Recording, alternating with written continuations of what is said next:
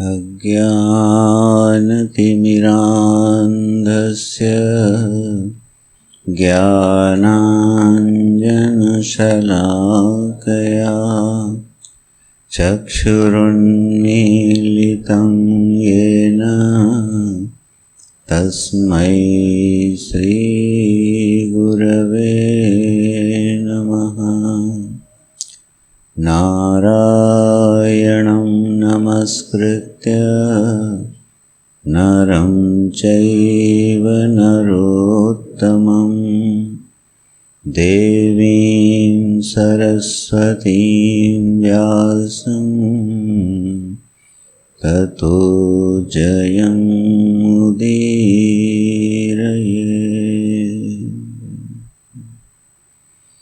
ओम श्री कृष्णाय नमः। ओम श्री सद्गुरु चरण कमलेभ्यो नमः। नारायण। तो हम लोग परमात्मा श्री कृष्ण के अपने प्रिय शिष्य उद्धव के प्रति जो उपदेश दिया गया है उसका यथामति अध्ययन कर रहे हैं। तो भगवान ने जो वेदांत तत्व का प्रतिपाद्य ब्रह्म तत्व है वह हमारी आत्मवस्तु है, इस बात को समझाने के लिए जो प्रक्रिया अपनाई है उसमें सबसे पहले उन्होंने अधिकार की मांग की और वो अधिकार मांगा है समदृष्टि का। अधिकार मीमांसा जब भी होती है तो वह मूलतः एक ही होती है, उसके कहने के आयाम अलग अलग होते हैं और कई बार प्रसंग के अनुरोध से एक अधिकार विशेष की मांग की जाती है। जैसे श्रीमद् भागवत महापुराण में प्रवेश करने के लिए जो अधिकार भगवान वेदव्यास जी ने वर्णन किया है वो है निर्मत्सराणाम सताम। जिनके हृदय से मात्सर्य निकल गया हो वह इस श्रीमद् भागवत की कथामृत का रसपान कर सकते हैं और वह दिव्य प्रेमा भक्ति उनके हृदय में अवतरित हो सकती है। तो प्रसंग के अनुसार से किसी विशिष्ट मांग की जाती है, उसका प्रसंग के साथ संबंध होता है। यहाँ भगवान ने समदृष्टि की मांग की है कि चित्त में समता होनी चाहिए। जिस चित्त में बहुत विषमता होती है उसका हेतु भगवान ने आसक्ति बताया था। आसक्ति के कारण चित्त में वैषम्य हो जाता है और विषमता के दोष से ग्रस्त हुआ चित्त निर्दोषम ही समम ब्रह्म तस्मात् ब्रह्मणि ते स्थिताः, वह जो निर्दोष सम ब्रह्म तत्व है उसमें बुद्धि स्थिर नहीं हो पाती। इसलिए उद्धव तुम मुझ समदर्शी परमात्मा में अपने चित्त का आवेश करो, ध्यान करो। ये जो उपासना होती है, ध्यान होता है, उपासना है, ये तदाकार वृत्ति का नाम ही उपासना है। अगर हमारी वृत्ति ध्येय का आकार ग्रहण नहीं करती या ध्येय के साथ उसका संबंध नहीं जुड़ता है तो वह उपासना कोटि में नहीं आ पाती है। जैसे मान लो हम लोग कई बार पूजा कर रहे हैं, द्रव्यात्मक पूजा कर रहे हैं, तो वह द्रव्यात्मक पूजा करते समय भगवान को नैवेद्य अर्पित किया और हमारा चित्त अगर भगवान को नैवेद्य अर्पित नहीं कर रहा है तो वह एक कर्मांग होकर रह जाता है और उसका अपना एक फल है। वह पूजा का जो हमारा कर्म है उसका फल विशिष्ट है, वो होता है। लेकिन जो उपासना बननी चाहिए थी, जिसके निमित्त पूजा की जा रही थी, वह फिर उपासना की कोटि में नहीं आ पाता है। यज्ञ आदि कर्मों में इसकी बहुत अनिवार्य आवश्यकता नहीं होती है, क्योंकि वहाँ मंत्र के बल से देव जो है वो मंत्रात्मक होता है, तो मंत्र के बल से वह देव विधि के अनुसार अपना भाग ग्रहण करता है और अनुकूल फल दे देता है। वहाँ वृत्ति तदाकार हो यह अत्यंत आवश्यक नहीं है कि एक मंत्र का बल है उसके पीछे और उसी से वह क्रिया संपन्न हो जाती है और उसका फल बन जाता है। लेकिन जब बात उपासना की आती है, चाहे वो सगुण परमात्मा की उपासना हो या निर्गुण परमात्मा की उपासना हो, जब तक वृत्ति तदाकार नहीं होती है ध्येय के साथ, तब तक उपासना की सिद्धि नहीं होती है। तो अब जो ध्येय विषय है हमारा, जिससे कि उपासना में भेद होता है, ध्येय के भेद से उपासना में भेद होता है और फिर उसके फल में भी भिन्नता होती है। यहाँ जो ध्येय वस्तु परमात्मा ने बताई उद्धव को, वो बताया समदर्शी आत्म तत्व है, उसमें अपने चित्त का तुम निवेश कर दो, उसमें प्रविष्ट करा दो। तो हमारा ध्येय क्या हुआ? वह आत्म वस्तु जो समदर्शी है। अब इस समदर्शी परमात्म तत्व में इस तरह से चिंतन किया जाए कि बुद्धि में समत्व की अभिव्यक्ति होने लगे, तो ये उपासना बन गई। इसी प्रकार से जितनी भी हम उपासना करेंगे या हम निधिध्यासन भी जिसको कहते हैं, वहाँ पर भी ध्येय वस्तु के साथ बुद्धि का तदाकार होना अनिवार्य है। तो जैसे जैसे हमारी बुद्धि सूक्ष्म होती है, निर्मल होती है, निर्मल बुद्धि का मुख्य लक्षण है पक्षपात रहित हो जाना, राग द्वेष का शिथिल हो जाना। यह एक मूल लक्षण, प्रमुख लक्षण बनता है चित्त की निर्मलता का। तो जब हमारी बुद्धि में उदारता आती है, विराट के साथ ऐकत्व होता है, थोड़ा उदार चिंतन होता है, सब कुछ मानो अपना सा लगने लगे, यह पूरी प्रकृति और प्रकृति से निर्मित यह जगत, वह सब नानात्व से हटके एकत्व की ओर जाने लगे, तो वो उपासना बनती जाती है। जैसे सृष्टि में बहुत भिन्नता है, तो जितना भिन्न भिन्न पदार्थों में और फिर उन भिन्न पदार्थों में भी भिन्नता का विश्लेषण होगा, चित्त की बहिर्मुखता होगी। लेकिन यह सृष्टि पंचभूतात्मक है, सारे पदार्थ पंचभूतात्मक हैं, तो नानात्व तो कहाँ सिमट गया? पंचभूतों में। फिर यह पंचभूत त्रिगुणात्मक हैं, तो अब नानात्व पंचत्व जो है वो त्रित्व में चला गया कि तीन ही तत्व हैं, सत्वगुण, रजोगुण और तमोगुण।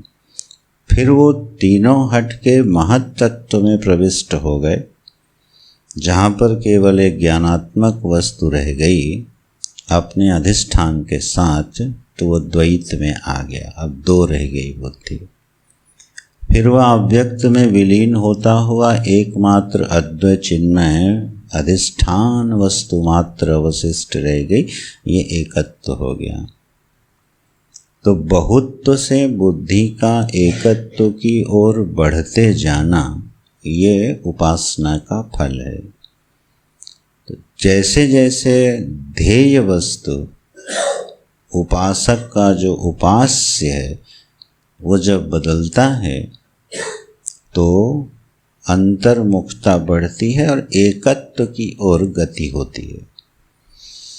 निर्गुण उपासना का फल यही है कि नानात्व से हटके एकत्व में और एकत्व से भी हटके अद्वैत में बुद्धि का पर्यवसान होने लगे तो उपासना बन जाती है।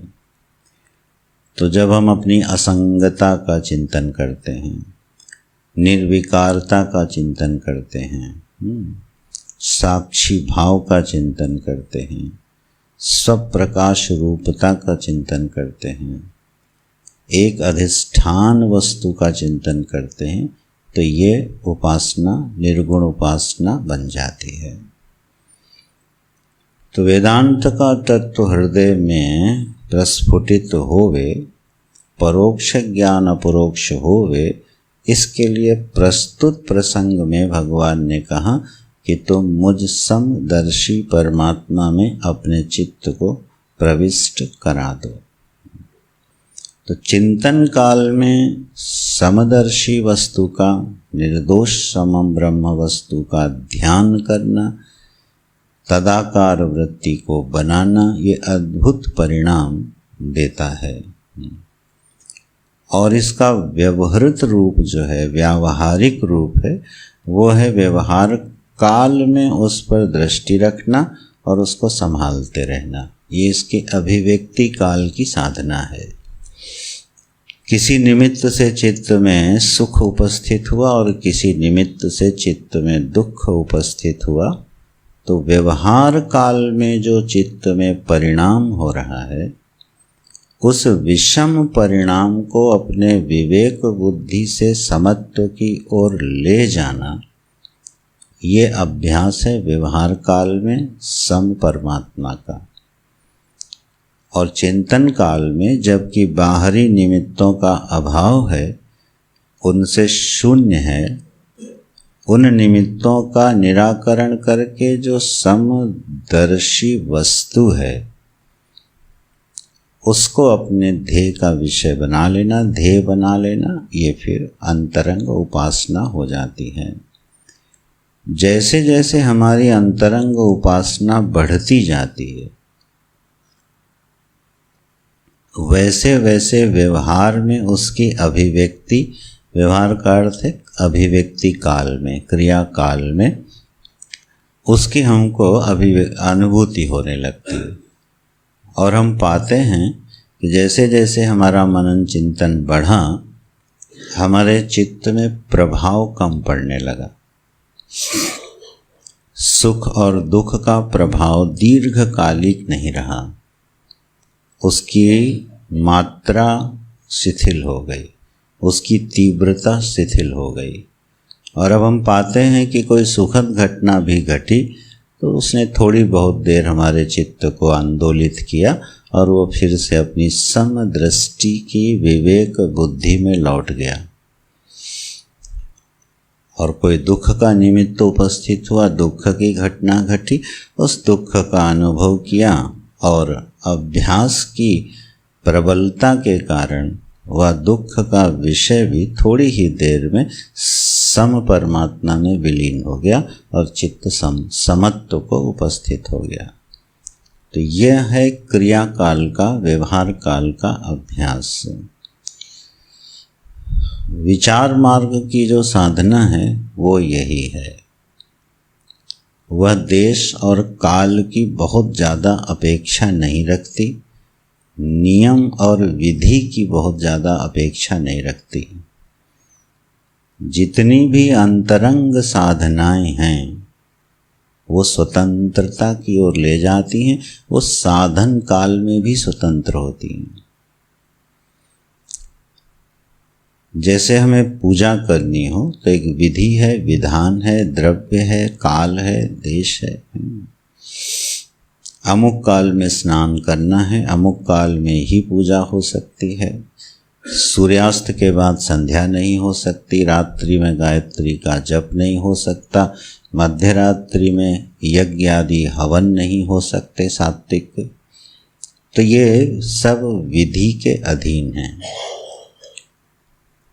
तो इसमें क्या है, एक परतंत्रता है, किसमें, साधन। लेकिन जब हम स्वतंत्र वस्तु की ओर उन्मुख होते हैं, परम स्वतंत्र, तो वह स्वतंत्र वस्तु की ओर उन्मुख होने पर की जाने वाली साधनाएं भी देश काल और नियम के बंधनों से शिथिल होती जाती हैं। हमें अपने ध्येय का चिंतन करना है तो चाहे वो मध्य रात्रि हो, चाहे समष्टि की तमोगुणी बेला हो, सूर्य ग्रहण चंद्र ग्रहण लगा हो, इन सब बातों से विनिर्मुक्त है आत्मचिंतन की प्रक्रिया। स्नान हुआ है अथवा नहीं हुआ है, इससे विनिर्मुक्त है आत्मचिंतन की प्रक्रिया और उसका ध्यान। तो आप ये पाओगे कि जैसे जैसे चित्त निष्काम होता जाता है, अंतर्मुखी आत्मोन्मुखी होता जाता है, वैसे वैसे व्यवहार में भी हमको स्वतंत्रता मिलती जाती है, और जो कि शास्त्र सम्मत होती है। वह स्वतंत्रता उच्छृंखलता नहीं है। उस समय हमको वेद ही आदेश दे देता है कि चलो इस विधान से हम तुमको पार करते हैं।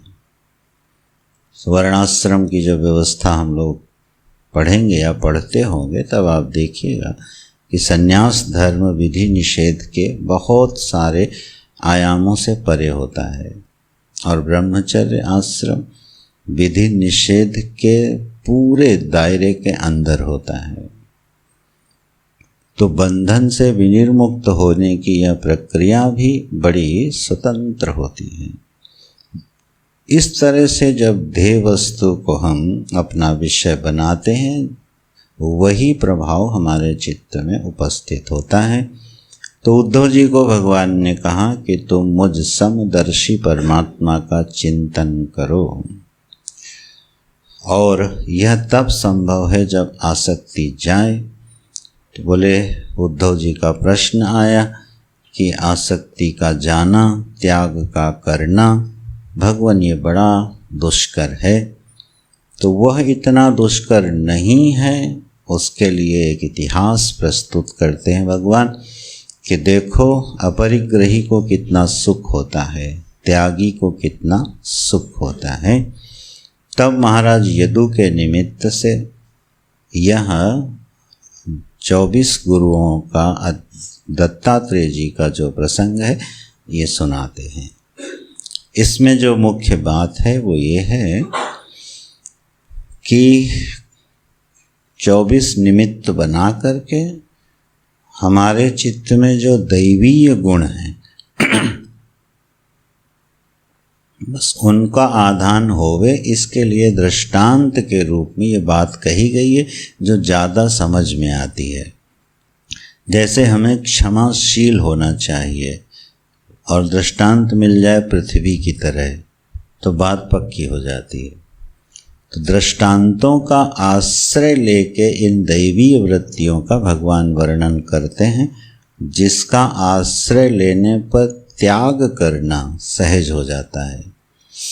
आसक्ति की जकड़न कम हो जाती है और त्याग करना बड़ा स्वाभाविक, सहज और सरल लगने लगता है। तो ऐसे 24 दृष्टांत उठाए हैं। 5 तो महाभूत हैं, सूर्य चंद्र और अग्नि, ये 3 जो द्योतनात् प्रकाशात्मक तत्व हैं सृष्टि में, उनका दृष्टांत लिया है।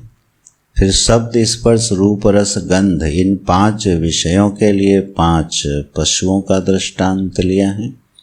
अपरिग्रह आदि के लिए अजगर आदि का, आसक्ति के लिए कबूतर का, आशा के लिए पिंगला वेश्या का, एकांत वर्ण के लिए कुमारी कन्या का, एकाग्रता के लिए बाण बनाने वाले बहेलिये का, इन दृष्टांतों का आश्रय लेके ये शिक्षाएं देते हैं। तो असंगता है वो आकाश से लिया है, क्षमाशीलता पृथ्वी से ली है। ये प्रसंग आपने सुने होंगे। तो इसका मुख्य जो प्रयोजन है वो ये है, उसको धारण करना चाहिए।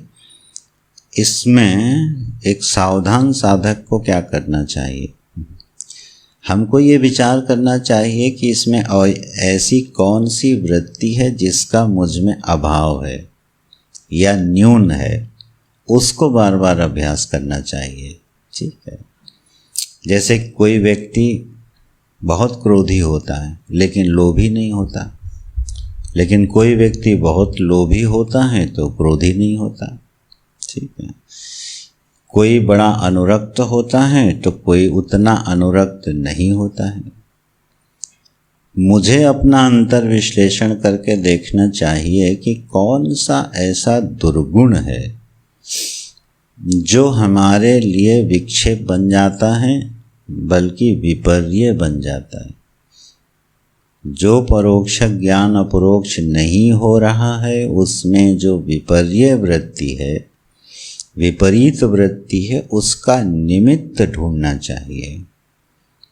तो जो वर्तमान का प्रतिबंध है वो उस पकड़ में आने लगता है कि हमारा ऐसा कौन सा प्रतिबंध है जो हमें अंतर्मुखी नहीं होने देता।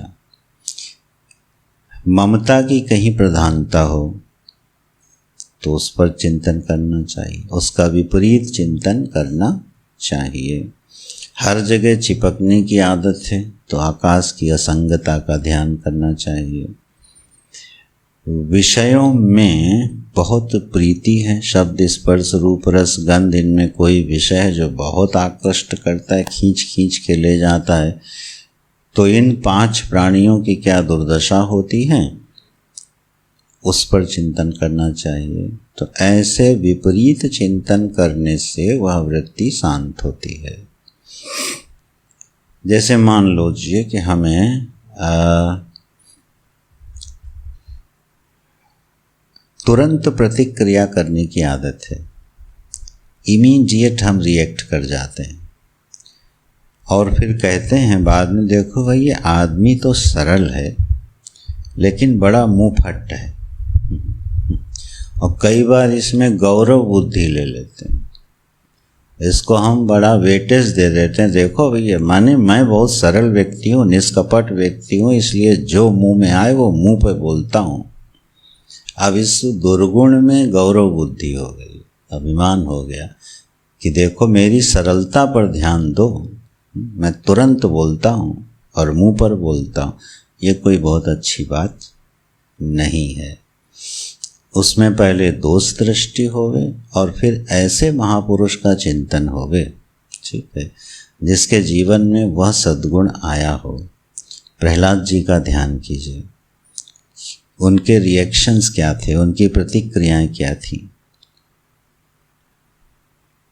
ध्यान दीजिएगा, ध्रुव जी की प्रतिक्रिया प्रहलाद जी की प्रतिक्रिया से भिन्न है।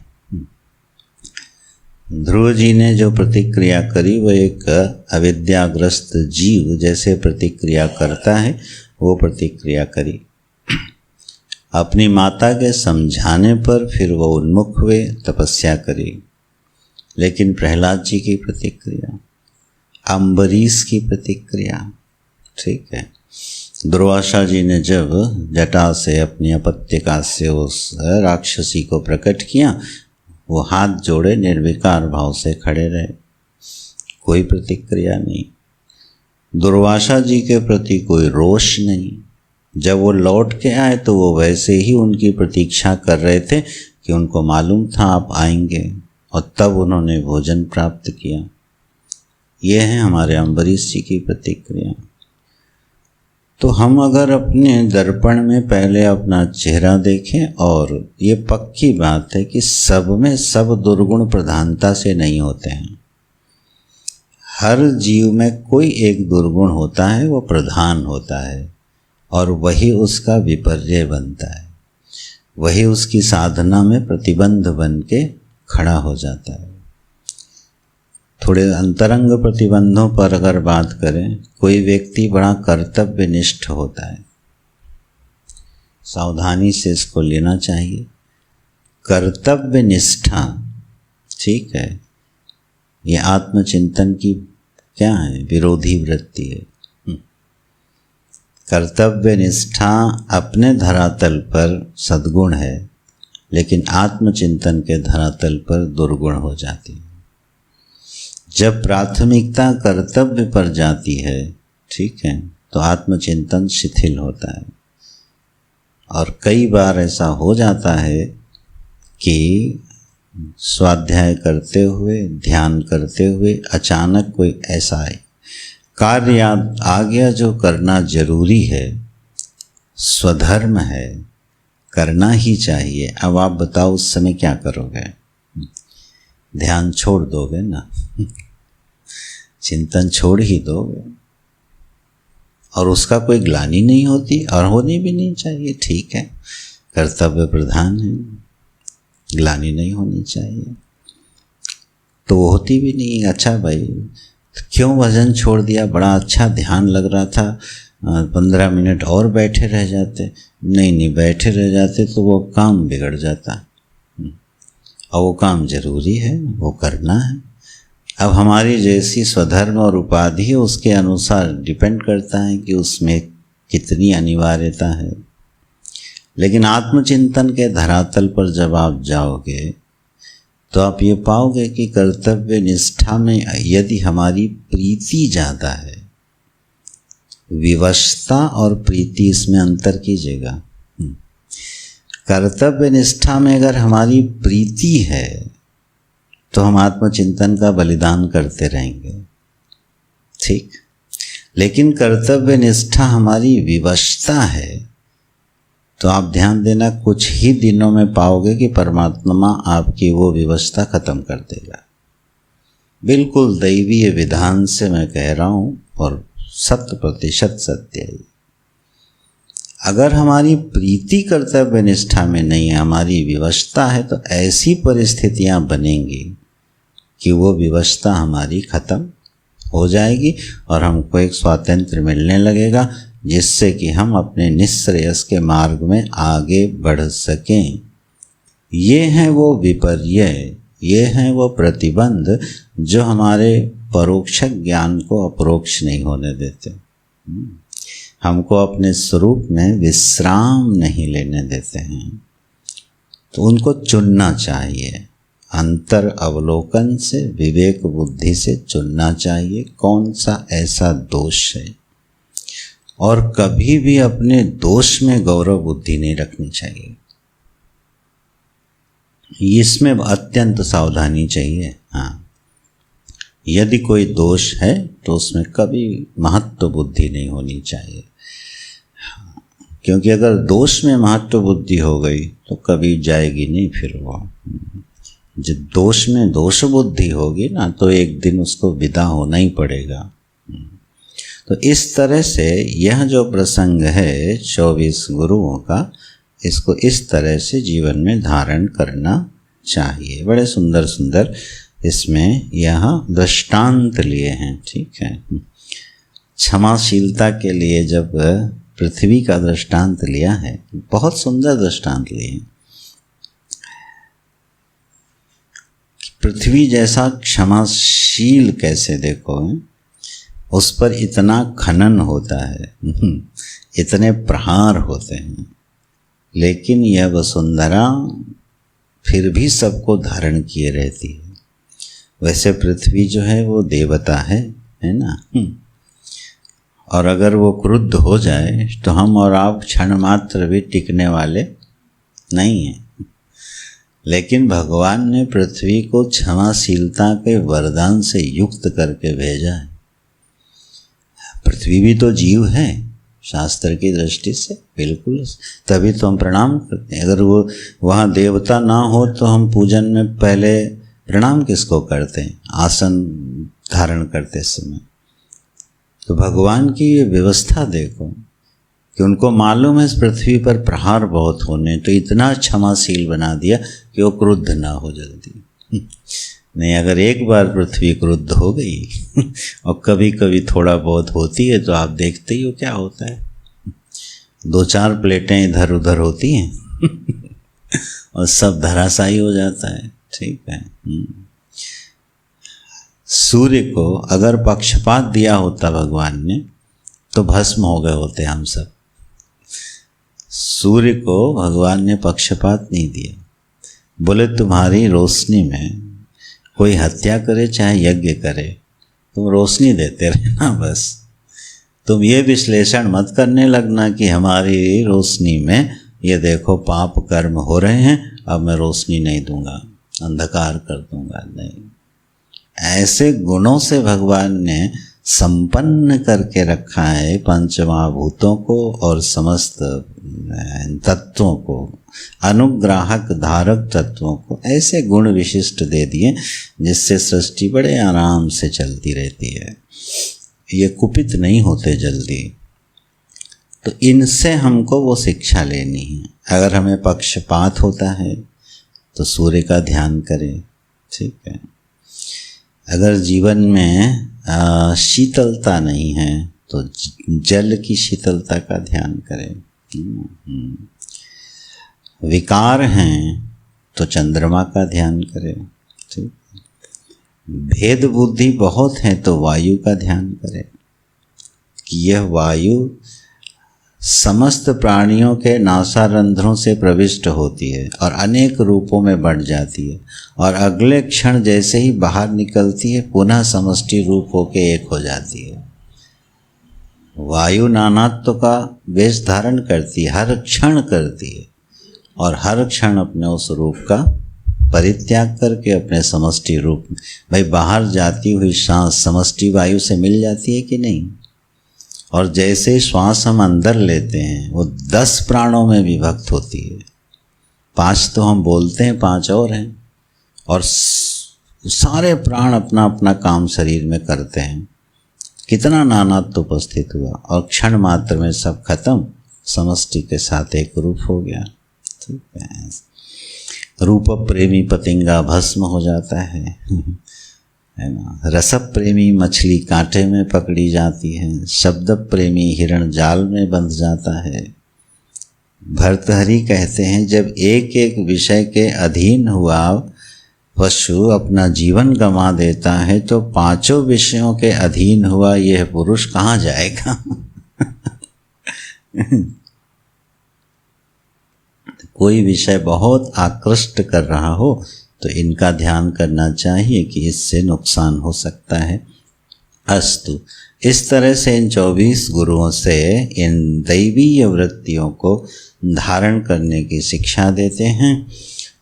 और पहला और अंतिम गुरु जो लिस्ट में नहीं है पहला जो गुरु है बताया था तुम अपने गुरु स्वयं हो, इन 24 की लिस्ट से बाहर है। हाँ, और आखिरी वाला जो गुरु बताया वो भी 24 की लिस्ट से बाहर है। 9वें अध्याय का 25वां श्लोक में देह को अपना गुरु बनाया। देहो गुरुर्मम विरक्ति विवेक हेतु बिभ्रति स्म सत्वनिधनं सततात्युदरकं तत्त्वान्यनेन विमृशामि यथा तथापि पारख्यम इत्यवसितो विचराम्यसंगः। ये देह को अपना गुरु बना लिया। बोले देह कैसे आपकी गुरु हो गई? बोले विरक्ति विवेक हेतु, वैराग्य का और विवेक का ये साधन बन जाती है। क्या? देह। देखो बुद्धि है, विवेक एक ऐसी अमूल्य निधि है मनुष्य के पास कि वो किसको क्या दिखा दे, है ना। सुख को दुख में बदल दे, दुख को सुख में बदल दे। ये पूरी मास्टर की जो है एक अंदर पड़ी हुई है, उसका नाम है बुद्धि। सज्जन को दुर्जन दिखा दे, दुर्जन को सज्जन दिखा दे, हितैषी को दुश्मन दिखा दे, दुश्मन को हितैषी दिखा दे। कमाल की एक मास्टर की है जिसका नाम है बुद्धि। तो बोले ये देह है। अब यही देह विषय प्रेमियों के लिए भोग का साधन है ना। धर्म प्रेमियों के लिए धर्म का साधन है, सेवा प्रेमियों के लिए सेवा का साधन है, और आत्मचिंतन करने वालों के लिए ये वैराग्य का साधन है। देह वही है, देखने की दृष्टि है, ठीक है। विषयी व्यक्ति हो उसको अपनी देह में कितनी ममता होगी, क्योंकि इसी से तो सारे विषय उसको उपलब्ध होने हैं। भगवान की व्यवस्था बड़ी मज़ेदार है। जब अवस्था 30 वर्ष तक या 25-30 वर्ष में अंदाज से कह रहा हूँ, उस समय तक जब वृत्तियाँ जो हैं उनमें वेग बहुत होता है। युवावस्था में वृत्तियों में वेग बहुत होता है, चाहे वह क्रोध का वेग हो, काम का वेग हो, लोभ का वेग हो। युवावस्था में वेग बहुत होता है वृत्तियों में, उसको संभालना उस युवा के लिए आसान नहीं होता है। उस समय वो शरीर के साथ दुरुपयोग उपयोग जो कुछ भी करे, वो मशीन उसका साथ देती रहती है। आज अगर आप 2 दिन पिज्ज़ा खा लो तो तीसरे दिन हॉस्पिटल पहुंच जाओगे।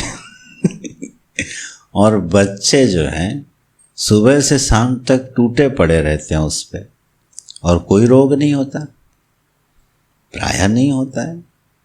क्यों? वहाँ वेग बहुत है। तो भगवान ने शरीर में जिस समय वृत्तियों में वेग दिया, उस समय शरीर की क्षमता को भी जरा ठीक ठाक रखा। लेकिन जब आयु बढ़ती है और वेग वही बना रहे, तो बड़ी दुर्दशा होती है। तब तो भाई नरक ही है कि शरीर साथ ना दे और वृत्तियों का वेग शिथिल ही ना हुआ हो, तो बिल्कुल नारकीय जीवन होने लगता है, बड़ा विक्षिप्त जीवन होने लगता है। तो ऐसी व्यवस्था है भगवान की। तो आत्मचिंतन की ओर जो व्यक्ति उन्मुख है, उसने देह को क्या बताया? बोले ये मोक्ष का साधन भी है और वैराग्य का हेतु भी है। वैराग्य का हेतु देह कैसे बनता है? उस श्लोक पर मत जाना कि ये अस्थि, मांस, मज्जा और इन धातुओं से बना है। इसके लिए गुरुजी बोलते थे कि मेडिकल कॉलेज में सारे दिन बच्चे इस शरीर का चीरफाड़ देखते हैं, इसकी दुर्दशा देखते हैं। बड़ी मज़ेदार बात बोलते थे, आप लोगों से किसी को स्मरण हो तो। बोले मेडिकल कॉलेज में दिन भर शरीर की दुर्दशा देखते हैं, लेकिन सबसे ज़्यादा लव अफेयर मेडिकल कॉलेज में होते हैं। और इंजीनियर्स में इसकी कोई दुर्दशा पर विचार नहीं होता, लेकिन कंपैरेटिवली इंजीनियरिंग कॉलेजेस में लव अफेयर्स कम होते हैं। कमाल है कि नहीं? तो यह देह अस्थि, मांस, मज्जा से बना है, इससे वैराग्य हो जाए ये कोई जरूरी नहीं है। इससे कोई बहुत ज़्यादा वैराग्य होने वाला नहीं है, क्योंकि पैकिंग बहुत खूबसूरत है। माल अंदर कैसा भी हो, पैकिंग अगर एक्सीलेंट है तो आकर्षण जाने से रहे।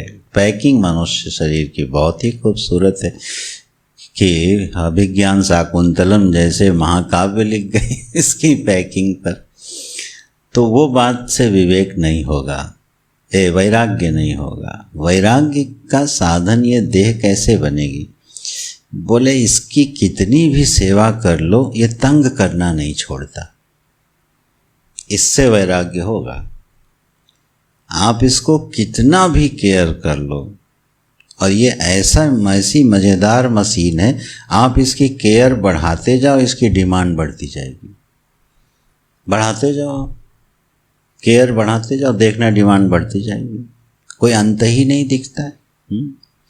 जितनी सुविधाएं आप दे दो, इट्स एनफ कभी नहीं बोलती शरीर।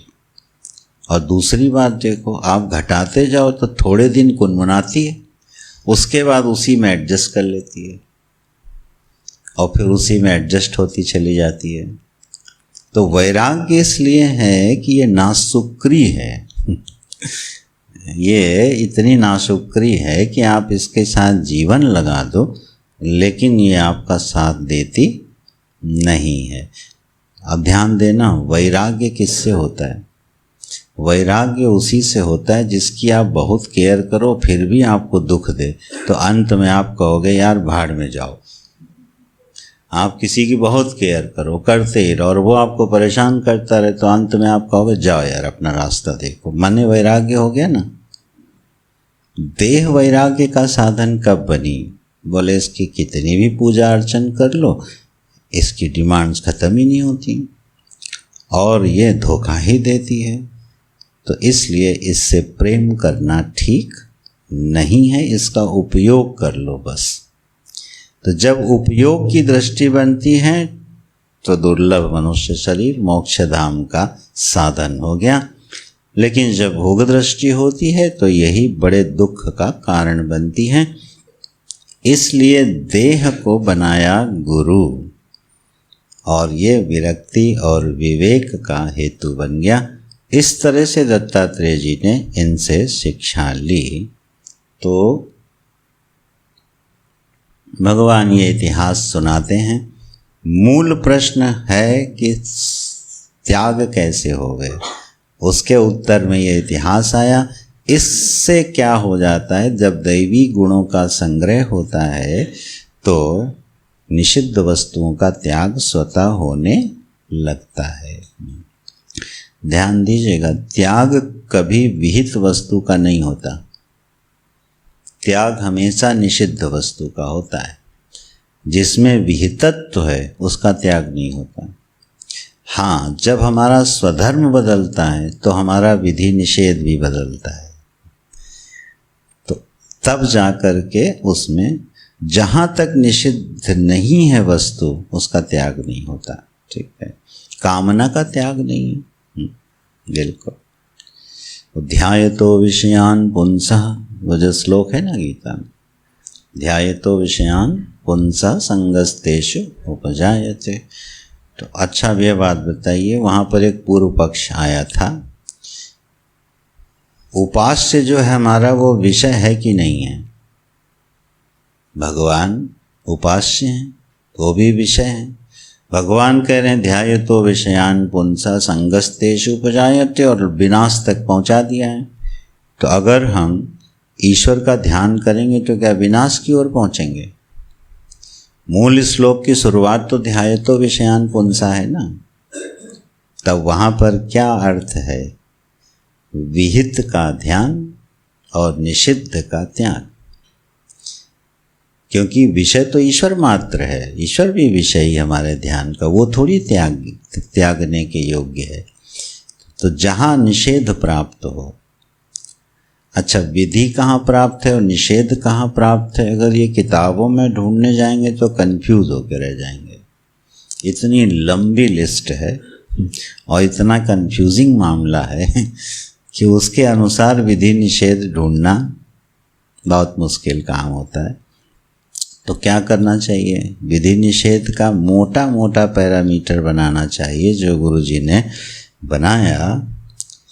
जिस क्रिया को करने से अपने में उत्कर्ष का अनुभव हो वह क्रिया विहित है, और जिस क्रिया को करने से अपने में ग्लानि का अनुभव हो वह क्रिया निषिद्ध। बिल्कुल एक मोटा पैरामीटर बना दिया।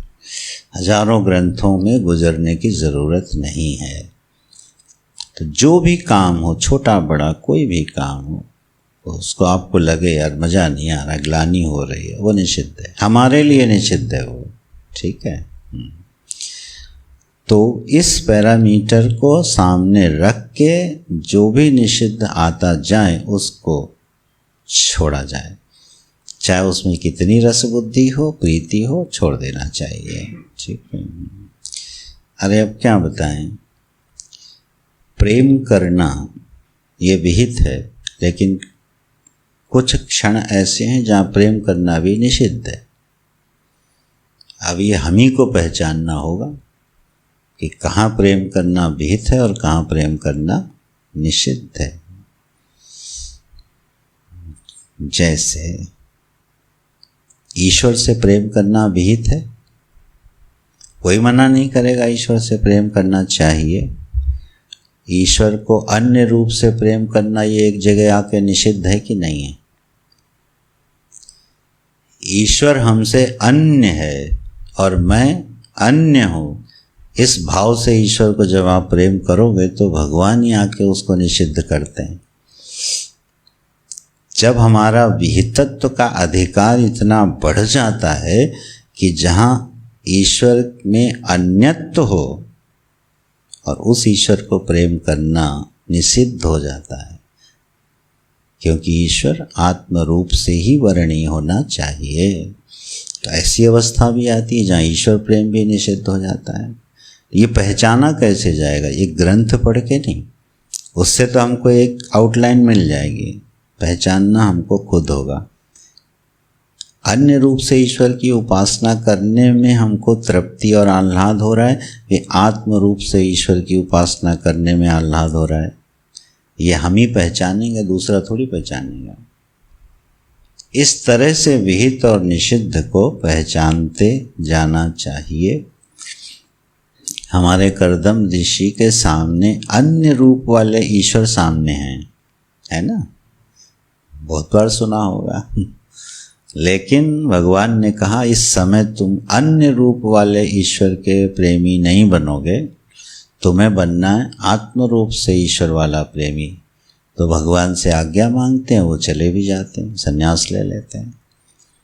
जिस परमात्मा को तुमने दृश्य के रूप में पहचाना है, जाओ करदम अब उसको दृष्टा के रूप में भी पहचानो कि जो दृश्य है वही दृष्टा है। दृष्टा और दृश्य का भेद पारमार्थिक नहीं है, आविद्यक है। तो अन्य ईश्वर भी कहीं कहीं हेय हो जाता है, बताओ। इस तरह से बड़े सावधानी से विचार करते हुए, अपने विहितत्व को पहचानते हुए अगर कोई साधना करता है तो उसके प्रतिबंध जो है ना वो जल्दी जल्दी खत्म होते हैं। और अगर विहितत्व को पहचान नहीं पाते हैं तो प्रतिबंध लंबा खींच जाते हैं। इसलिए ये प्रसंग आया कि जीवन में त्याग करना उद्धव बहुत मुश्किल काम नहीं है। सिर्फ ये पहचान लो कि वो तुम्हारे लिए विहित है कि निषिद्ध है, बस त्याग हो जाता है। दोष दर्शन हुआ नहीं कि त्याग हुआ नहीं। त्याग के ये कुछ मूल हेतु हैं।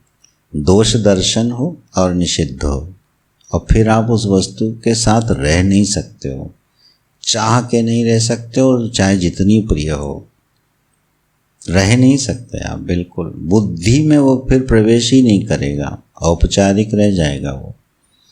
तो इस तरह से जीवन में त्याग का बल बढ़ाना चाहिए। और जब त्याग करने वाले का भी त्याग हो जाए तब वो दत्तात्रेय अवधूत हो जाता है। बोले महाराज यदु, मैं कुछ करता नहीं, मैं कुछ करवाता नहीं, मैं अपने अकर्ता संग भाव में विद्यमान हूँ। न मेरे लिए कोई विधि है, न मेरे लिए कोई निषेध है, न बंधन है, न मोक्ष है। और इसीलिए मैं अपरिग्रही होकर के भी, किसी भी संसाधन के साथ न होते हुए भी मैं संसार के तापों से संतप्त नहीं हो रहा हूँ। इस बुद्धि के बल से मैं इससे पार निकल गया हूँ। तो फिर वो उस प्रश्न का उत्तर दिया। फिर भगवान उद्धव जी को अब धीरे धीरे आगे ले जा रहे हैं। बोले उद्धव, इस कारण से तुमको क्या करना चाहिए? तो यमान भीक्षणं सेवेत नियमान मत्परः क्वचित। दसम अध्याय के 5, 6, 7, 8 ये 4 मंत्र हैं। यमान अभीक्षणं सेवेत नियमान मत्परः क्वचित, मदभिज्ञं गुरुं शांतं उपासीत मदात्मकम्, अमानी अमत्सरो दक्षो निर्ममो दृढ़ सौहृदः, असत्वरो अर्थ जिज्ञासु अनुसूयु अमोघ वाक्। बोले फिर प्रभु क्या करें? बोले शुरू करो।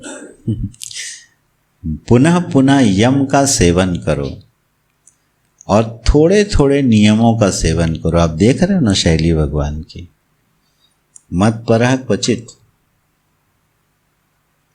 और यमान अभीक्षणम सेवेत। यम का तो बार बार सेवन करो और नियमों को जितना जरूरी हो उतना कर लो। देखो दे दी ना छूट।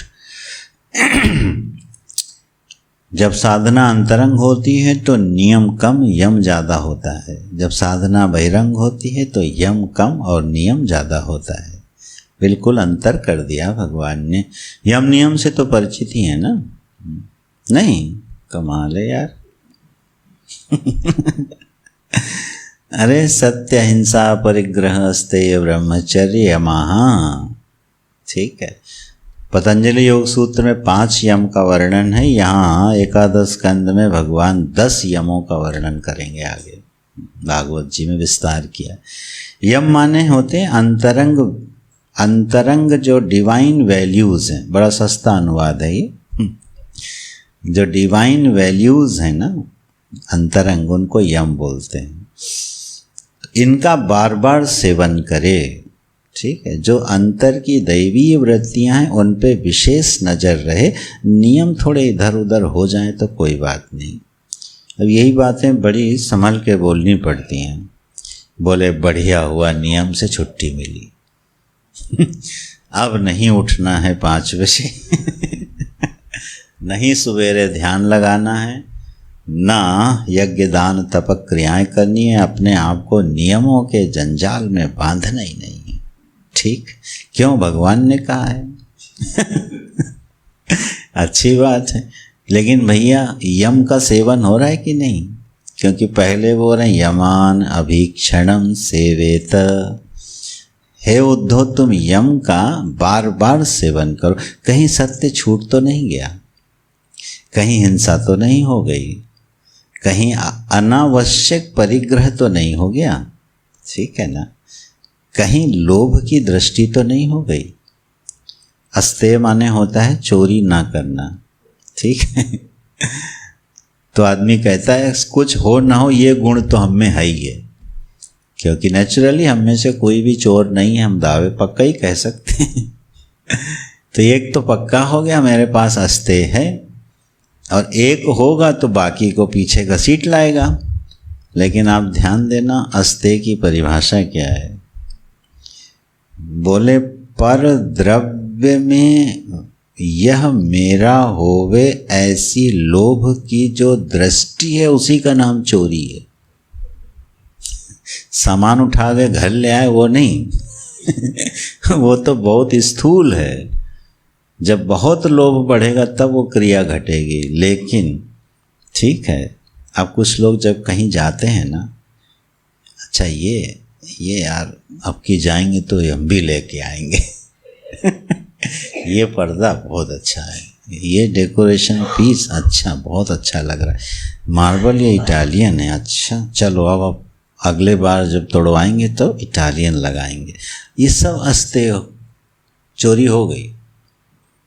लोभ की जो दृष्टि है, यह वस्तु मेरे पास भी होवे, ठीक, इसका नाम हो गया चोरी। तो अब देखो परिभाषा बदल गई ठीक है। ऐसे अहिंसा, बोले हम थोड़ी दिन भर मारपीट करते हैं, किसी व्यक्ति के बारे में अहित चिंतन करना भी क्या है, हिंसा है। इन परिभाषाओं में जब जाओगे तो फिर लगेगा अरे ये तो बड़ी भारी भारी हो गई। किसी का अहित चिंतन ना होवे, हैं, और ये ऐसे गुण हैं जो आप ब्रह्म ज्ञान की तो बात तो खैर बहुत दुर्लभ और उत्तम है। इस व्यावहारिक धरातल पर अविद्या दशा में रहते हुए भी ये चित्त को बड़ा शीतलता प्रदान करती हैं ये वृत्तियाँ। जब हम किसी का अहित न सोचें, ठीक है, मेरे मन में एक ही बात आए, इसका कल्याण कैसे हो जाए, चलो इसको भी भगवान रास्ता दे दे। सर्वभूत हिते रताः ते प्राप्नुवन्ति मामेव सर्वभूत सन्नियम्येन्द्रियग्रामं विनियम में नहीं, सन्नियम्येन्द्रियग्रामं सर्वत्र समबुद्धयः ते प्राप्नुवन्ति मामेव सर्वभूतहिते रताः। देखो निर्गुणोपासक के लिए बताई ना क्वालिटीज 3, संनियमेन्द्रियग्रामं सर्वत्र समबुद्धया। यही बात यहाँ विस्तार कर रहे हैं भगवान। सर्वभूत हिते रताः, ठीक है, समस्त प्राणियों का बस हित होवे, ऐसी एक मंगलमयी भावना चित्त में बनी रहे। ये बड़ी शीतलता देती है, बड़ी उदारता देती है चित्त में, ठीक है। अपने अपकारी का भी उपकार की भावना से भरे रहना, ये बड़ी दुर्लभ चीज़ें हैं, लेकिन अशक्य नहीं है। जब इनका अभ्यास करने में थोड़ा मज़ा आने लगेगा ना, तो ये बड़ी सहज भी लगेंगी और बड़ी रुचिकर लगेंगी, क्योंकि इनके परिणाम बहुत सुंदर हैं। अहित की भावना का जन्म जानते कहाँ से प्रारंभ होता है? निंदा से। दोष दृष्टि जब हम रखते हैं वहाँ से बीज पड़ गया, और बीज पड़ गया, वह दोष दृष्टि फिर क्या कराएगी? अनजाने में हमारा उसका अहित चिंतन कराएगी। और अगर वो बहुत बढ़ गया तो फिर क्रियात्मक रूप से भी उसका अहित होने लगेगा। ये क्रम है। शुरुआत है उसमें दोष दृष्टि रख के निंदा करने से, वो अहित का बीज पड़ गया। ये वो विपर्य हैं जो हमें आत्मानुभव से, आत्मस्वरूप आत्मस्थिति से वंचित किए रहते हैं, है ना। ये अगर अभ्यास करने में कठिन भी लगे तो लक्ष्य को सामने एक बार देखना चाहिए। अरे यह वृत्ति हमारे लिए क्या नुकसान कर रही है? अरे हमको अपने निश्रेयस के परम लक्ष्य परमात्मा से दूर किया हुआ है, ठीक है। सहज आनंद अवस्था से हमको खींचे ले जा रही है, संसार की अग्नि में तपा देती है। जब इस तरह से उसमें दोष दृष्टि होने लगेगी तो वो वृत्ति समित होने लगेगी, ठीक है। तो इस तरह से यमान अभीक्षणम सेवेत। अरे उद्धव, इन जो जीवन में डिवाइन वैल्यूज़ हैं इन पे ध्यान रखो, और बहुत ज़्यादा नियमों में अपने आप को मत बांधो। ये बात किसके लिए है? आत्मचिंतन करने वाले साधक के लिए। बस इसका ख्याल रख के इसका पालन करना चाहिए। और यह सत्य है कि बहुत ज़्यादा जो नियम होते हैं, विधि होती हैं, वो निधिध्यासु के लिए निषिद्ध हैं। हाँ, उससे फिर हमको बचना चाहिए। चलो बोली देता हूँ। व्रत उपवास आदि जो होते हैं, ठीक है ना, आपने ध्यान दिया होगा कि वे गुरुजी इसको बहुत ज़्यादा आश्रय नहीं देते थे, और कई लोगों को मना कर देते थे, तुम ये व्रत मत रखना, ठीक है। अब ऐसे कोई सुने तो कहें देखो अच्छे संत हैं, धर्म के विरुद्ध उपदेश कर रहे हैं। एक आदमी व्रत रखना चाहता है, ये कह रहे हैं यार छोड़ो, तुम ये व्रत नहीं रखो। गुरुकुल में पढ़ते समय जैसे कुछ विद्यार्थियों को, उनमें हम भी शामिल थे, नवरात्र आ गई तो अब 9 दिन क्या करना है? दूध पे रहना है, दुर्गा पाठ करना है, चौकी लगानी है, सामान लाना है, और उसमें बड़ी गौरव बुद्धि है, उपासना हो रही है। ठीक है भाई, वंश परंपरा से चल रही थी, अभ्यास था। फिर एक नवरात्र हो गया, जब दूसरा आया तब गुरुजी ने बुलाया, बोले ये 2.5 वर्ष जो हैं तुम्हारे जीवन में दूसरी तरह से विनियोग किए जाने चाहिए। पूरा ध्यान यहाँ विवेक को बढ़ाने में लगाओ, और इसके बाद तुम खूब उपासना करना जैसा तुम्हारा विवेक कहे। ये 2-2.5 वर्ष जो हैं केवल विवेक संवर्धन के लिए हैं। इसमें बहुत अधिक नियमों और इस तरह की उपासनाओं में समय व्यर्थ ना करो। स्पष्ट आदेश था ये, और उसका बड़ा लाभ हुआ। नहीं तो उसी में उलझ के आदमी रह जाता, और जो उस समय जो चीज़ मिल रही थी वो छूट जाती। इसलिए ये ध्यान रखना है कौन सा नियम हमको जो है वो पुराणों के जब महात्म्य पढ़ो ना, तो हमारे 1-2 परिचित लोग हैं, जिस व्रत का महात्म्य पढ़ लिया अगली बार वही व्रत रखना शुरू। क्योंकि महात्म्य में इतना बताया जाता है कि आपने वो व्रत रखा नहीं कि आप बिल्कुल ब्रह्मा के सदृश हो जाओगे। ठीक है ना। जैसे हमारे आयुर्वेद वाले बोलते हैं आंवला खा लो तो अमर हो जाओगे। आंवले के गुण गाएंगे तो इतना गाएंगे जैसे आंवला कोई व्यक्ति खाता हो तो अमर हो गया हो। यह अर्थवाद है। तो अब जहाँ गए, जिस तीर्थ की महिमा सुनी वहीं यात्रा पे चल दिए, जिस व्रत की महिमा सुनी वही व्रत करने को बैठ गए।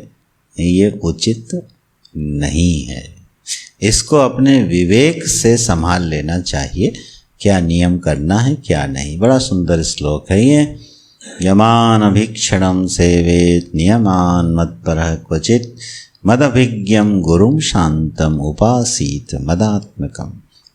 फिर अपने आचार्य का वर्ण करो, मुझ परमात्मा को जानने के लिए शांत होकर उपासना करो, अमानित्वादि गुणों का अभ्यास करो और अपनी असंगता को और सर्वरूपता को पहचानो। जरा इन 2 श्लोकों पर ध्यान दीजिएगा, 3 पर, 7, 8, 9 पे। 7वें में तो दैवी गुण का वर्णन 6ठे में करके बोलते हैं, जायापत्य ग्रह क्षेत्र स्वजन द्रविणादिषु उदासीना समं पश्यन् सर्वेषु अर्थम इवात्मनः। आत्मनः अर्थम, जो हमारा मूल प्रयोजन है, उस प्रयोजन को ध्यान में रखते हुए आसक्ति के सारे केंद्रों से अपनी बुद्धि को हटा करके, ठीक है ना, उदासीना समं पश्यन्, उदासीन रहते हुए और समदृष्टि से उनको देखते हुए अपनी आत्मा की इस विलक्षणता पर ध्यान देना चाहिए। क्या है वो विलक्षणता? ये 8वां और 9वां श्लोक, चाहे तो इसको टिक कर ले, बहुत सुंदर है दोनों।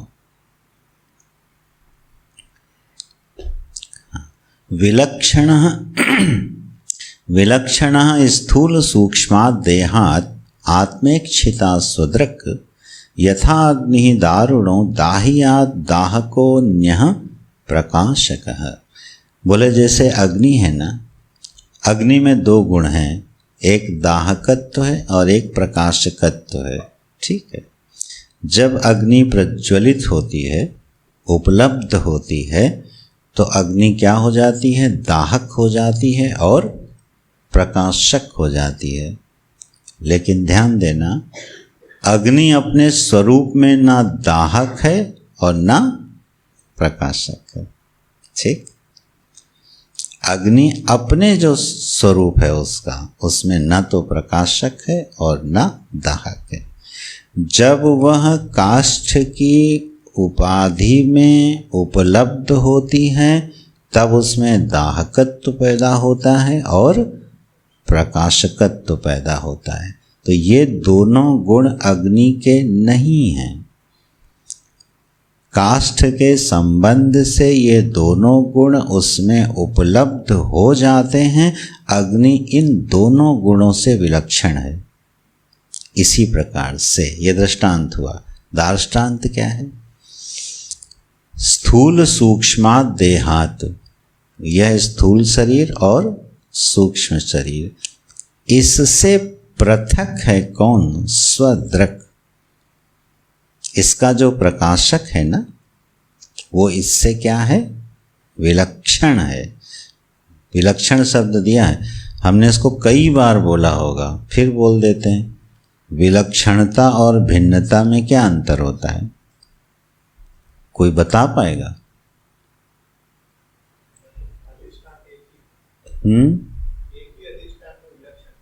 एक ही अधिष्ठान में, हाँ करेक्ट, सुंदर।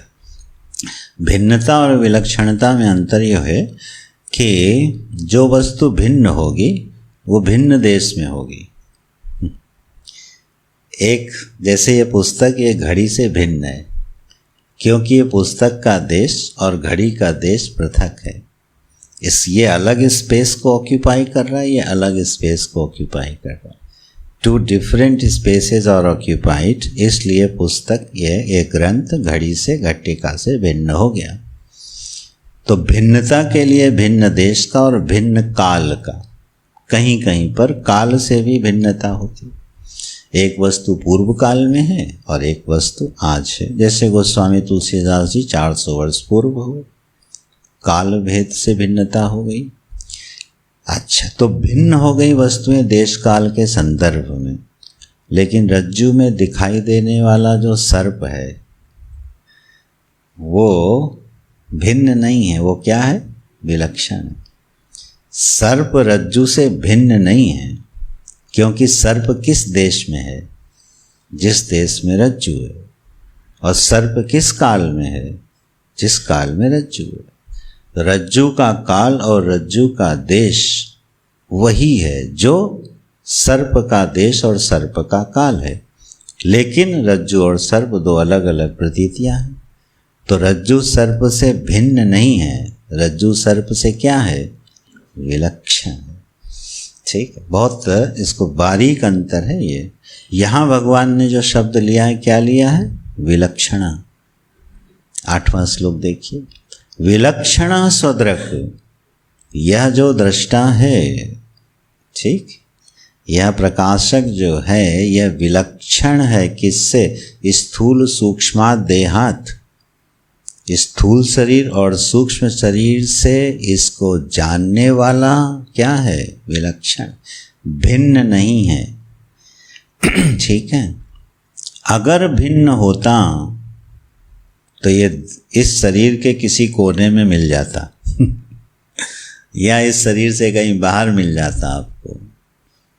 इसको जानने वाला और ये जो जाना जा रहा है, ये एक ही देश में है और एक ही काल में है। लेकिन जैसे रज्जु अलग है और सर्प अलग है, ऐसा कह सकते हो आप, उसी तरह से इस देह का जो ज्ञाता है, क्षेत्रज्ञ है, स्वदृक् है, प्रकाशक है, दृष्टा है, वो क्या है? उससे यह विलक्षण है। दोनों की उपस्थिति एक काल में है और इसलिए जब तक कार्यकरण संघात रहता है तब तक दृष्टा रहता है, और कार्यकरण संघात नहीं रहा तो दृष्टा नहीं है। दृष्टा सापेक्ष हुआ ना। तो अभी यहाँ दृष्टांत भगवान ने लिया है विलक्षणता का। मैं इस शरीर से कोई भिन्न सत्ता नहीं हूँ, शरीर से कोई पृथक भिन्न सत्ता नहीं हूँ।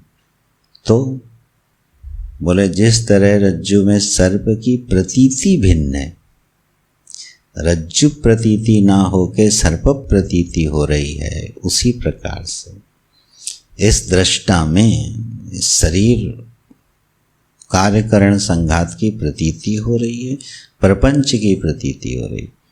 प्रपंच का देश काल वही है जो प्रपंच के ज्ञाता का, ठीक है, समकाल में उनकी उपलब्धि है। इस तरह से यह जो दृष्टा विलक्षण है। अब आइए मूल दृष्टांत के दाष्टांत पर। यह दृष्टापना भी उसका अपना नहीं है। ये सब बड़े मननीय हैं, ध्यान दीजिएगा। यह दृष्टापना भी आत्मधर्म नहीं है। जैसे अग्नि का दाहक हो जाना और प्रकाशक हो जाना अग्नि का धर्म नहीं है। अग्नि उससे विलक्षण तत्व है, दाहकत्व से, प्रकाशकत्व से अग्नि विलक्षण है। उसी प्रकार से यह दृष्टा अपने दृश्य कार्यकरण संघात से विलक्षण है और उसमें दृष्टित्व नहीं है, वह कार्यकरण संघात के कारण है। बुद्धि में वह प्रत्यय बनता है और वही प्रत्यय इसकी प्रतीति कराता है। दृष्टित्व प्रत्यय सापेक्ष है, वृत्ति सापेक्ष है, निर्वृत्तिक नहीं है।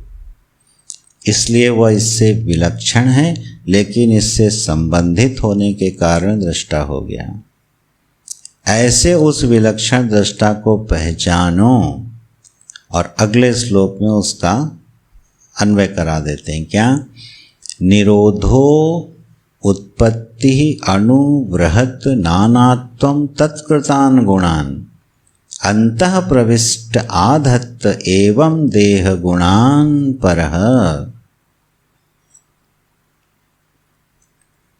अब अग्नि जो काष्ठ है, लकड़ी है, उसमें साब अग्नि प्रज्वलित हुई। अब हम क्या कहेंगे? ये अग्नि की ज्वाला छोटी है और बहुत बड़ी लकड़ियां हैं और उसमें खूब अग्नि जल रही है, तो हम क्या कहेंगे? बृहत अग्नि जल रही है। ये छोटी अग्नि बड़ी चिंगारी है, ये छोटी लव है, ये बड़ी लव है, महान अग्नि है। ये जो उसमें अणुपना है, जो बृहत्पना है, जो नानात्व है अग्नि में, छोटी अग्नि, बड़ी अग्नि और निरोधो उत्पत्ति, इस पे ध्यान दीजिएगा। वह अग्नि उत्पन्न हुई है, ठीक है। और जैसे ही लकड़ी भस्म हो जाएगी वो अग्नि क्या होगी? विलीन हो जाएगी। अग्नि का दाहकत्व, अग्नि का प्रकाशकत्व काष्ठ के ऊपर निर्भर करते हुए उत्पन्न भी हो रहा है और लय भी हो रहा है, और उसमें छोटापना भी दिखाई दे रहा है, बड़ापना भी दिखाई दे रहा है। यद्यपि वह अग्नि इन सबसे विलक्षण तत्व है, क्योंकि जब पूरी लकड़ी जल जाती है, ना दाहक बचा ना प्रकाशक, तो क्या अग्नि खत्म हो जाती है सृष्टि से? अग्नि तत्व के रूप में तो विद्यमान है। इसी तरह से जब तक यह कार्यकरण, ये भगवान आधार बना रहे हैं अगले प्रश्न का उत्तर देने के लिए। अगला प्रश्न जो उद्धव जी का आने वाला है ना, उसकी आधार भूमि बना रहे हैं भगवान, कि यह जो अहम अस्मि की उपलब्धि है, मैं हूँ, मैं प्रकाशक हूँ, ठीक। निश्चित रूप से मैं क्षेत्रज्ञ हूँ, तो मैं अपने इस शरीर को जानता हूँ, मैं अपने मन को जानता हूँ, बुद्धि को जानता हूँ, संवेदनाओं को जानता हूँ, यही तो हम लोग देखते हैं, ठीक। फिर बोले मैं ऐसा जानता हूँ कि मैं इसका दृष्टा हूँ, मैं इसका साक्षी हूँ, ठीक। तो मैं दृष्टा हूँ, मैं साक्षी हूँ, ये क्या तात्विक पारमार्थिक बोध है आत्मा का? बिल्कुल नहीं। अपने को साक्षी अनुभव कर लेना, ये परमात्मा का पारमार्थिक बोध, आत्मा का पारमार्थिक बोध नहीं है। चारों महावाक्यों में क्या बताया गया है? ब्रह्मात्म ऐक्य बोध। कहीं पे भी उसमें ब्रह्मा असंगत्व बोध बताया गया है? चारों महावाक्य देख लीजिए वेदों के, वहां फिर बताना चाहिए था ये साक्षी है। किसी महावाक्य में साक्षित्व का वर्णन नहीं है। साक्षी एक सीढ़ी है अपने को विलक्षण समझने की, ठीक है, प्रपंच को प्रतीति समझने की। यह सीढ़ी है, यह द्वार है, रास्ता है, बोध नहीं है। इस रास्ते से अद्वैत में अवस्थान होना चाहिए। जो अद्वैत आत्म वस्तु है, बड़ी विलक्षण है वो। तो यह जो साक्षीपना है, दृष्टापना है, ये एक अभ्यास से करना चाहिए। यहाँ भगवान जो बात कह रहे हैं वो ये कि यह दृष्टा का उत्पन्न होना। अच्छा बताइए, गहरी नींद में ही यह दृष्टा खत्म हो जाता है कि नहीं खत्म हो जाता? दृष्टा अगर हमारा तात्विक स्वरूप होता तो गहरी नींद में भी उपलब्ध होना चाहिए ना, उसको नहीं होता है। प्रतीति का लोप हुआ, दृष्टा का लोप हुआ, तो दृष्टा और साक्षी भी एक प्रतीति हैं। जैसे अग्नि दाहक और सुंदर दृष्टांत लाए भगवान, दाहक, उसी तरह से हम इसके दृष्टा और ज्ञाता बनते हैं। नहीं तो अच्छा बताओ, मैं अपने मन को जानता हूँ, इस बात को जान लेने से हमारी समस्या हल हो गई क्या? अगर ये पारमार्थिक बोध होता तो मैंने जान लिया कि हाँ, मैं अपने मन को जानता हूँ, मैं अपनी बुद्धि को जानता हूँ, ये दृश्य है और मैं दृष्टा हूँ, तो जीवत्व भंग हो गया, शोक की आत्यंतिक निवृत्ति हो गई क्या?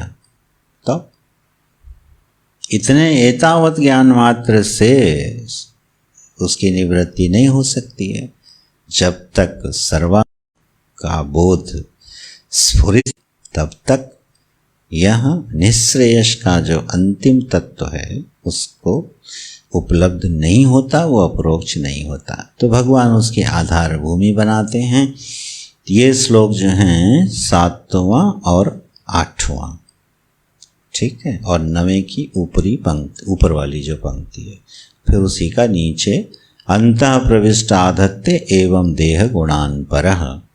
इसी तरह से वह पर वस्तु इन सब से अतीत वस्तु प्रविष्ट हो जाती है, इस देह के गुणों को स्वीकार कर लेती है और फिर भोक्ता दृष्टा बनती बिगड़ती रहती है। ठीक है, तो उद्धव तुम इस पर ध्यान दो कि तुम्हारा वास्तविक स्वरूप किस तरह का है।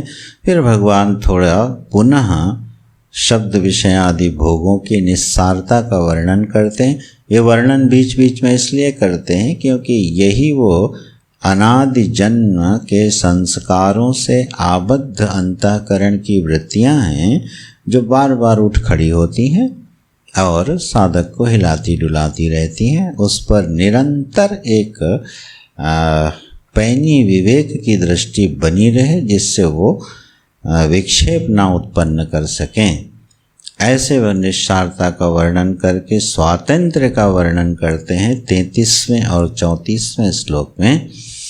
उद्धव यावत् अस्य अस्वतंत्रत्वं तावत् ईश्वरतो भयम् य एतत् सम उपासीरन् ते मुह्यन्ति शुचार्पिताः।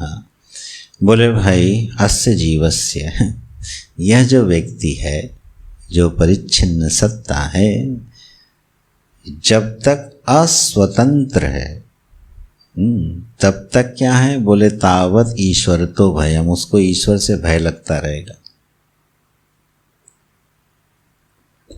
आप लोग वाक्य सुनते होंगे, अरे अपन किसी से नहीं डरते हो तो कम से कम ईश्वर से तो डरो भगवान से तो डरो, हैं? नहीं तो अच्छा, भगवान क्या कह रहे हैं, जब तक तुम अविद्या में हो तब तक हमसे डरोगे ज्ञानवान होगे तब हमसे काहे को डरोगे। एतस्मिन् क्या उदरम अंतरम कुरुते तस्य भयम भवते, ये श्रुति बोलती है। अणुमात्र का भी जो अपने में और परमात्मा में भेद कर लेता है उसको भय उपस्थित हो जाता है, क्योंकि द्वैतात् भयम भवति, द्वैत से भय होता है। भगवान कह रहे हैं जब तक भाई तुम अस्वतंत्र रहोगे ठीक है, तो तब तक तुमको ईश्वरतः भयम, ईश्वर से भय होगा। अच्छा बताओ, भक्त होके भी अगर सोचें तो ईश्वर डरने की वस्तु है कि प्रेम करने की वस्तु है। भक्त भगवान से डरता थोड़ी है ईश्वर से डरता कौन है, धर्मशील व्यक्ति। पापी को तो छोड़ो, पापी तो ईश्वर को मानता ही नहीं, डरेगा काहे ईश्वर से भय किसको होता है, जो धर्मशील है, कि मैं धर्माचरण करने में जरूर चूक हो जाती है, मुझे इसका ईश्वर दंड देंगे, कहीं मुझसे अधर्माचरण न हो जाए, ऐसा धर्मशील को ईश्वर से भय होता है, अधर्मी को नहीं, पापी को नहीं, बिल्कुल नहीं। तो जब व्यक्ति कर्तव्यनिष्ठ होता है, धर्मशील होता है, तो उसको ईश्वर से भय लगता है कि कहीं मुझे दंडित न किया जाए। जो ईश्वर को कर्म फल दाता मानता है, ठीक है, वो डरता है प्रभु मेरे दुष्ट कर्मों का दंड ना देना, ठीक, मुझे माफ़ कर देना, क्षमा कर देना। तो इस तरह से ईश्वर के प्रति जो भय है उसका जो स्थूल कारण है वो तो धर्मशीलता है, और सूक्ष्म कारण है अपने से भिन्न मानना, और इसलिए स्वतंत्र नहीं होता जीव। पराधीनता जो है वह विदा नहीं होती जब तक ईश्वर में अन्यत्व बुद्धि रहेगी। अब आप चाहे ईश्वर के अधीन रहो चाहे दुनिया के अधीन रहो, वो बात अलग है। वो एक अभी कोटेशन हम लोगों ने बनाई थी ना, भगवान से की हुई ममता दुनिया से आज़ाद कर देती है ना, अभी एक कोटेशन आई थी गुरु जी की। तो ईश्वर जो है वो क्या है, बिल्कुल भी भय का निमित्त नहीं बनना चाहिए। ठीक है, अगर हम भक्त भी हैं तो ईश्वर हमारा रक्षक है, उससे भयभीत नहीं होना है। लेकिन यहाँ भगवान ने जो शब्द लिया है वो ध्यान दीजिएगा, अस्वतंत्रत्वम, अस्वतंत्रता नहीं कह रहे हैं, तंत्रत्व कह रहे हैं। ठीक है, अब ये थोड़ा कठिन ही होता जाएगा, चलो होने दो। जैसे घट है और घटत्व है, घट में घटत्व रहता है, घटत्व धर्मी होता है ना घट, तो घटत्व धर्मी, धर्मिता जिसमें रहेगी उसको घट बोलोगे आप। जैसे मनुष्यत्व है, अगर हमें मनुष्यत्व ना हो तो हम मनुष्य संज्ञा को प्राप्त नहीं होंगे। तो मनुष्यत्व धर्मिता का जो आश्रय है, उस आश्रय को कहा जाता है मनुष्य। यहाँ भगवान का शब्द देखिए, अस्वतंत्रता नहीं है, अस्वतंत्रत्वम है। ठीक है ना, तो माने ये जो पराधीनत्व है, ये पराधीनत्व की बुद्धि का, पराधीनत्व की बुद्धि जिस आश्रय में रहेगी उसको पराधीन करेगी। थोड़ा पकड़िएगा, पराधीनता का अनुभव कैसे होता है?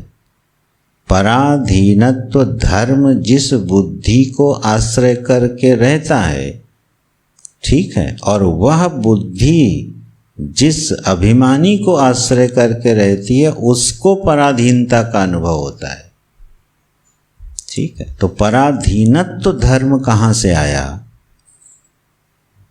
वो बोले जब आपने ईश्वर को अपने से अलग मान लिया, कर्म फलदाता मान लिया। ठीक है, तो फिर आप कर्ता हुए तो कर्म फलदाता के अधीन हो गए, आप भोक्ता हुए तो भोग्य वस्तु के अधीन हो गए, आप जीव हुए तो ईश्वर के अधीन हो गए। उसको काट रहे हैं भगवान, खुद ही काट रहे हैं धीरे धीरे। नहीं, तावत ईश्वर तो भयम, जब तक यह अस्वतंत्रत्व धर्मिता बुद्धि में रहेगी तो अपनोदन कहाँ करना है? ईश्वर में नहीं, जीव में नहीं, जीवत्व में।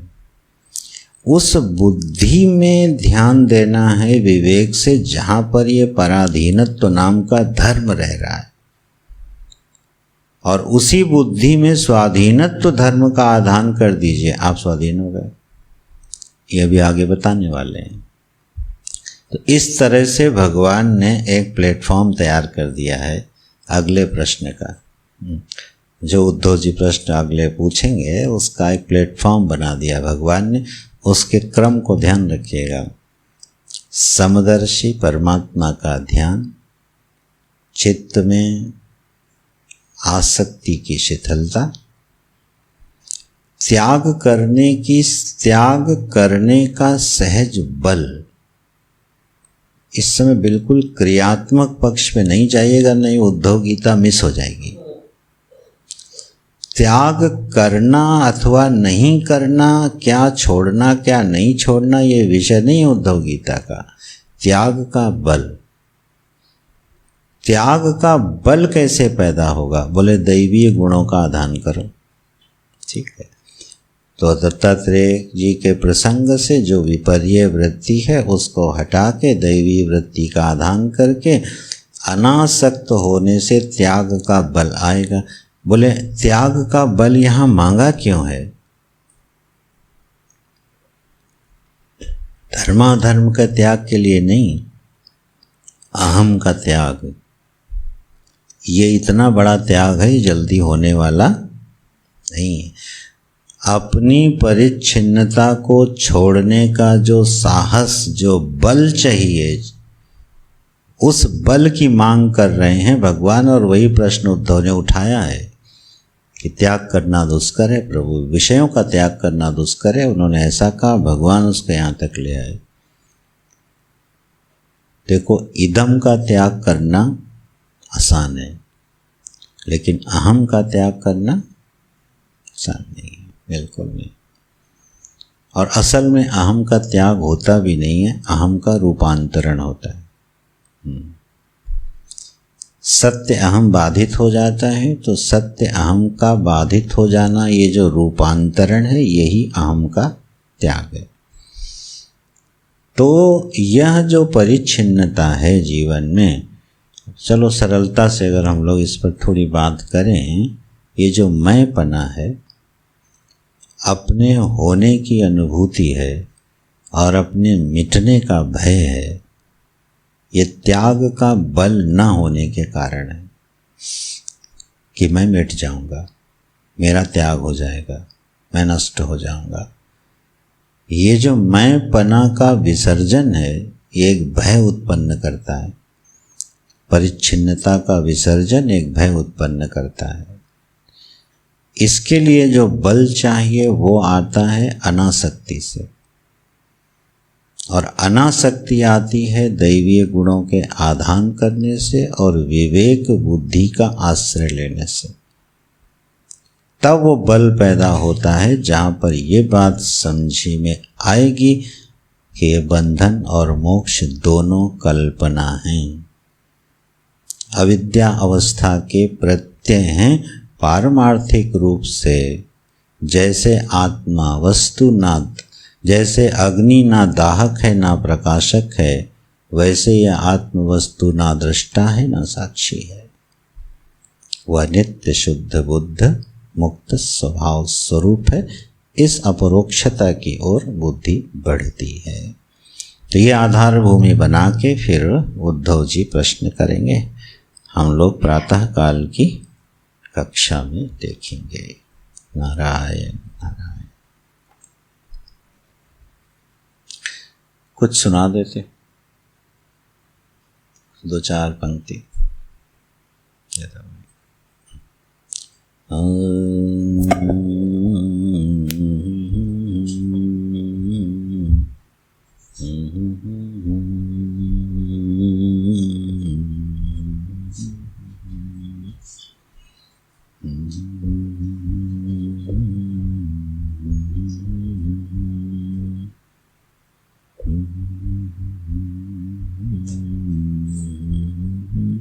आत्मा रामा आनंदरमणा, आत्मा रामा आनंदरमणा, आत्मा रामा आनंदरमणा, आत्मा रामा आनंदरमणा। अच्युत केशव हरि नारायण, अच्युत केशव हरि नारायण, अच्युत केशव हरि नारायण, अच्युत केशव हरि नारायण।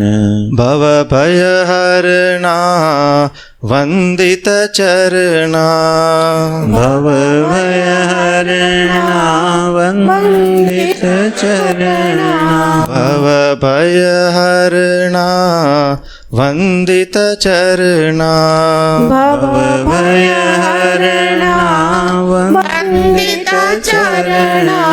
रघुकुल भूषण राजीव लोचन, रघुकुल भूषण राजीव लोचन, रघुकुल भूषण राजीव लोचन, रघुकुल भूषण राजीव लोचन।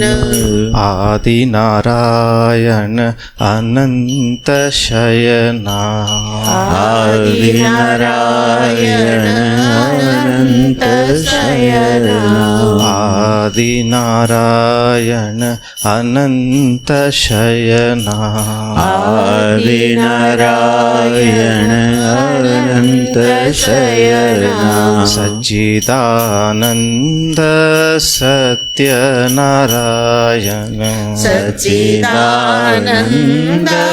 सत्य नारायण, सच्चिदानंद सत्य सत्यनारायण सच्चिदानन्द सत्यनारायण आत्मा रामा आनन्दरमणा आत्मा रामानन्दरमणा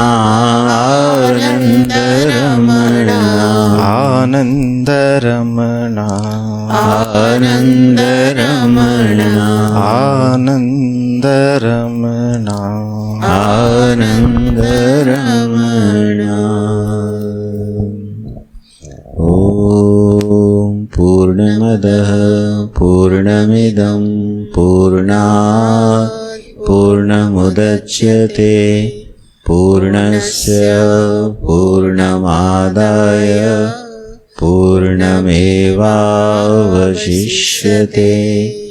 ॐ शान्तिः शान्तिः शान्तिः हरि ओम श्री गुरुभ्यो नमः हरि ओम नारायण।